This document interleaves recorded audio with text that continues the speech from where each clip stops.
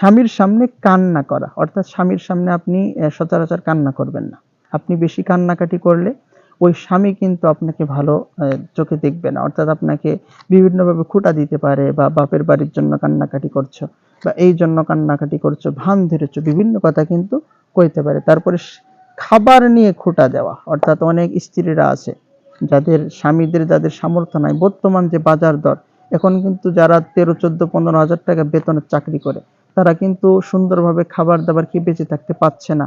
বাজারে কিন্তু আগুন, সব জিনিসপাতির দাম কিন্তু বেশি। তো স্বামী যতটুকু ইনকাম, যত তিনি আয় রোজগার করেন, তার উপরে কিন্তু তুষ্ট থাকতে হবে। তাহলেই কিন্তু আপনি স্বামীর মানে একেবারেই কাছের মানুষ কিন্তু হতে পারবেন। তো এই জন্য টাকা নিয়ে কখনোই খোঁটা দেওয়া যাবে না, খাবার নিয়েও কিন্তু খোঁটা দেওয়া যাবে না। সে যতটুকু পেরেছে আপনার জন্য করেছে, আপনি খোঁটা দিবেন না। এমনি বুঝিয়ে শুনিয়ে বলতে পারো যে তুমি এর থেকে একটা বেটার চাকরি খোঁজো, ভালো চাকরি খোঁজো, আমাদের একটু ভালো মন্দ খাওয়ার ইচ্ছা হয়, বলতো। কিন্তু খোঁটা দিয়ে কিন্তু স্বামীকে টাকা পয়সার কথা বলা, খাবার দিয়ে খোঁটা দেওয়া যাবে না। তোমার কারণে আমার সব কষ্ট, অর্থাৎ অনেক স্ত্রীরা আছে স্বামীকে ডাইরেক্টলি বলে ফেলায় যে তোর সাথে বিয়ে হয়েছে, তোমার সাথে বিবাহ হওয়ার পরে আমার এত কষ্ট, আমার পরার মাখার জিনিস নাই, আমার মেকআপ করার জিনিস নাই, পরার সুন্দর কাপড় নাই।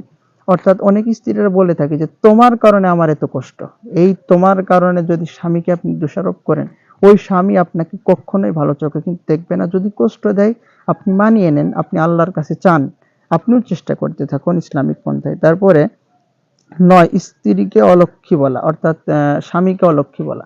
অর্থাৎ অনেক সময় বলে থাকে যে স্বামীকে কিন্তু স্ত্রীরা বলে যে তুমি অলক্ষী, যেখানে যাও শুধু লস খাও, শুধু বিপদ আপদ আসো, তুমি অলক্ষী, তুমি অলক্ষী। নাউজুবিল্লাহ। ইসলামে শুভ অশুভ অলক্ষী বলতে কিন্তু কিছু নেই। আল্লাহ তাআলা মানুষকে পরীক্ষা করে থাকেন, ব্যবসা বাণিজ্যে লসের মাধ্যমে, আপনার চাকরি বাকরি হারানোর মাধ্যমে, বিভিন্নভাবে আল্লাহ তাআলা পরীক্ষা করেন। এই পরীক্ষায় উত্তীর্ণ হয়ে পাশ হয়ে যাইতে পারলেই তো আল্লাহ তাআলা সফলতা দিবেন। সব থেকে শেষে তুমি কোনো কাজ জানো না এই কথা বলা, অর্থাৎ স্বামী যে কাজটাই করুক না কেন, সেই কাজটার জন্য আন্তরিক সহকারে করে সেইভাবে আপনি চেষ্টা করতে হবে।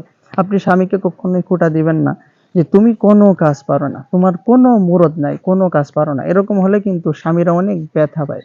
কারণ দিন মজুর হলেও তো আপনার জন্য, আপনার সন্তানের জন্যই কিন্তু সকাল থেকে সন্ধ্যা পর্যন্ত সে কষ্ট করছে। অর্থাৎ যার যে যোগ্যতা আছে সে তো সেই যোগ্যতা অনুযায়ী কিন্তু কর্ম করবে।